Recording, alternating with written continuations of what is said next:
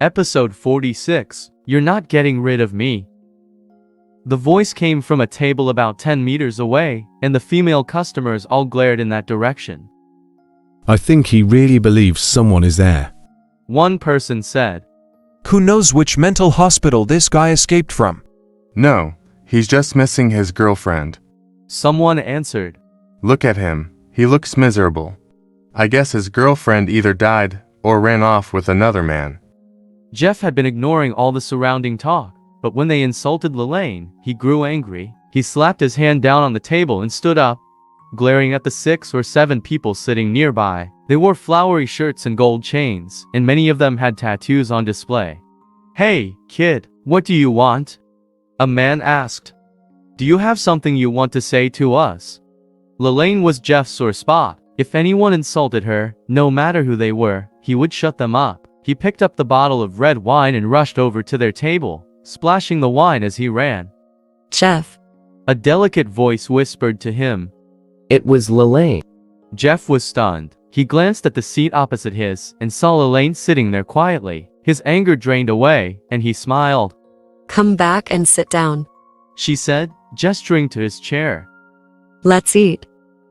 Okay. He stared at her face for a moment, and then he put the bottle back on the table and sat down. The other customers were all astounded. What on earth? Who was he talking to? There was no one across the table from him. Had he gone insane? The whispers began again. How crazy is this guy? He's just pretending to be insane to avoid a beating. Well, if that guy dares to come over here, I'll deal with him. Ignore him. Maybe he really did escape from a mental hospital. Jeff didn't even hear what they were saying. He was too busy watching Lelaine. She smiled as if she had already forgiven him, and he was happy to just sit there with her. Damn it! You splashed wine on my arm, you idiot! Suddenly, there was a roar in the dining room, followed by the sound of a table and chairs being knocked over. What the hell is wrong with you? As Jeff was handing a plate of food to Lelaine, she screamed and fell to the ground as if she had been hit by something. Lelaine, what's wrong? He rushed to help her, but she disappeared with a pop. Lelaine, Lelaine. He shouted in panic, looking around to see where she had gone. Sir, calm down. The waiter tried to take him back to his seat. Jeff clutched at the waiter's shirt. Did you see my girlfriend? He said anxiously. She was just sitting here, and then she disappeared. Have you hidden her somewhere? Sir, your girlfriend was never here.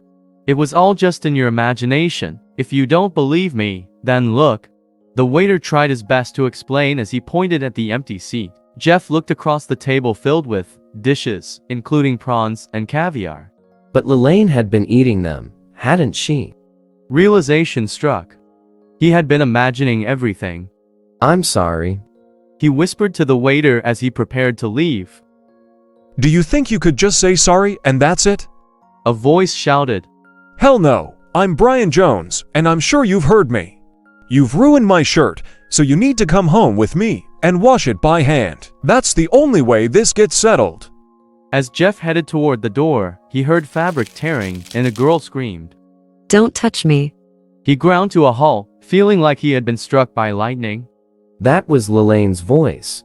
His heart lurched within his chest. What if it was just his mind playing tricks on him again? He slowly turned around and walked towards Bryant's table.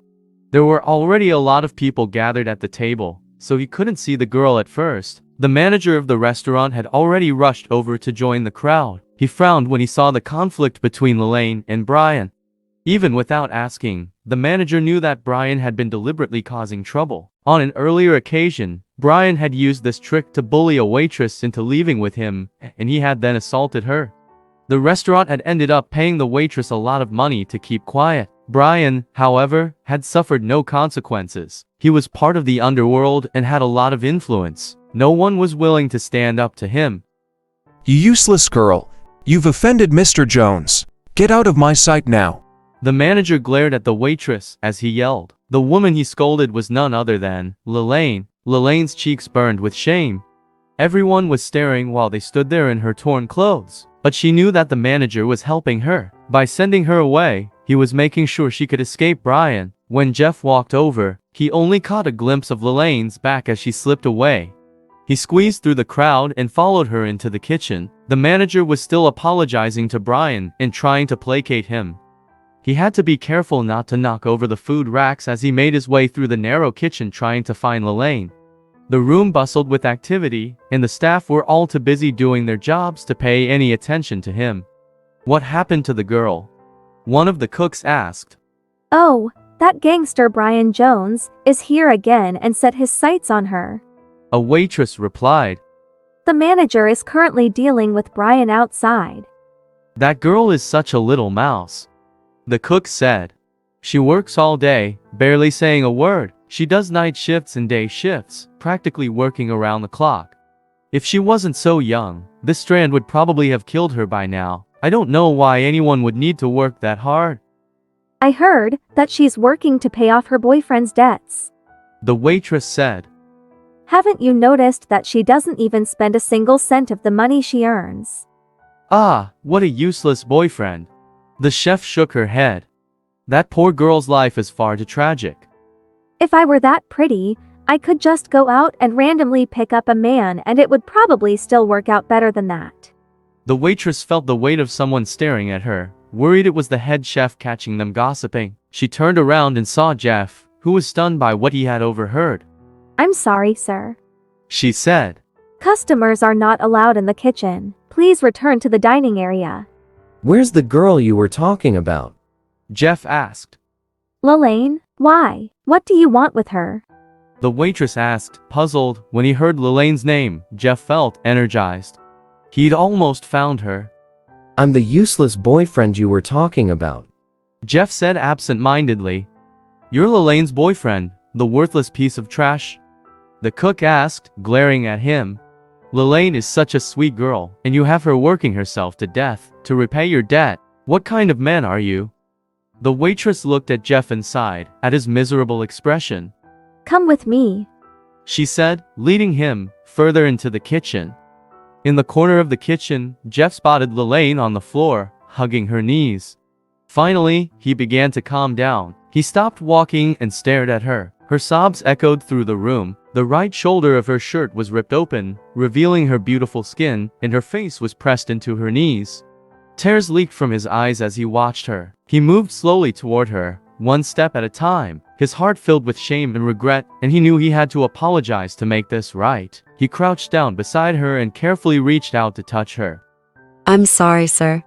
She sobbed. Please don't fire. She lifted her head when he touched her, preparing to beg the manager for her job. But when she saw Jeff's face, she stopped talking and stared at him in surprise. Then, feeling a little uncomfortable, she lowered her head, breaking eye contact. Lelaine, don't you recognize me? It's Jeff. He tried to get her to look at him. Are you still angry with me? He asked. I'm a terrible person, and I haven't deserved to live. Jeff started to slap his face, but Lelaine should be the one hitting him for making her suffer so much. Stop it. She pulled his hand away from his face. Lelaine.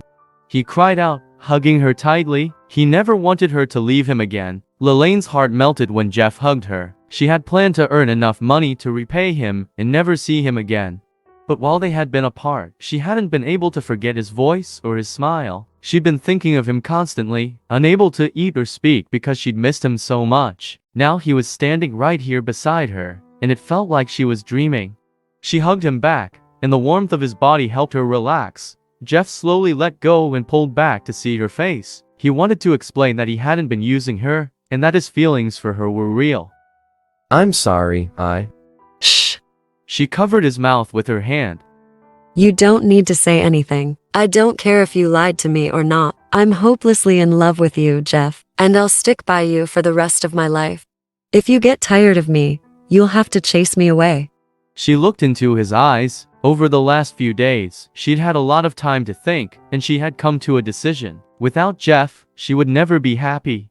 Nothing else was important. Jeff was deeply touched. Even if he had lied to her, she would still have forgiven him. I'm far too single-minded to drive you away. He said, smiling. I've chosen to be with you, and I'll never change my mind.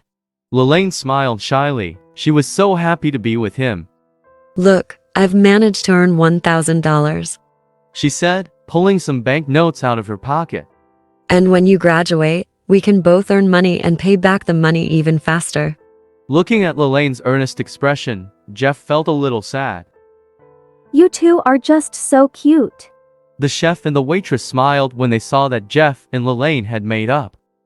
This is bullshit. If you don't start showing me some respect, I'll destroy your restaurant. Brian roared from outside the kitchen. Lelaine, stay here. Jeff said, smiling at her. I'll be back in a minute. Are you looking for Lelaine, Brian? He thought. Well, let's just see how big man you are.